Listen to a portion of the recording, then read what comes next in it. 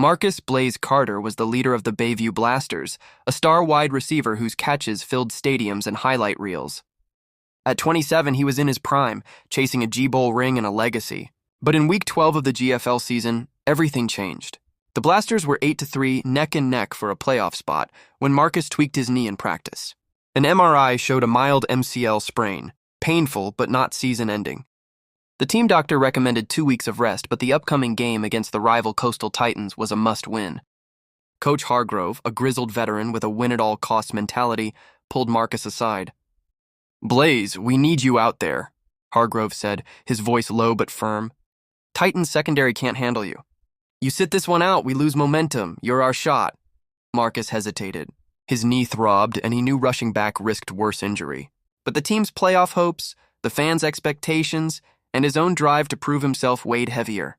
"What's the plan, coach?"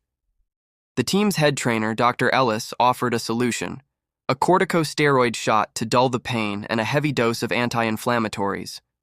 "It'll get you through the game," Ellis said, avoiding Marcus's eyes. Just don't push it too hard.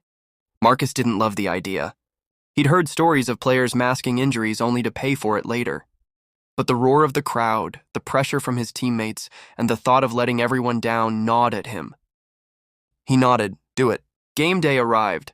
The shot worked like magic. Marcus felt no pain during warm-ups, cutting and sprinting like his old self. The first half was electric. He hauled in 6 catches for 92 yards, including a 40-yard touchdown that sent the crowd into a frenzy. But in the third quarter, disaster struck. On a crossing route, Marcus planted his foot to juke a defender. His knee, numbed by the shot, didn't signal the strain it was under. A sickening pop echoed in his head as he crumpled to the turf, clutching his leg.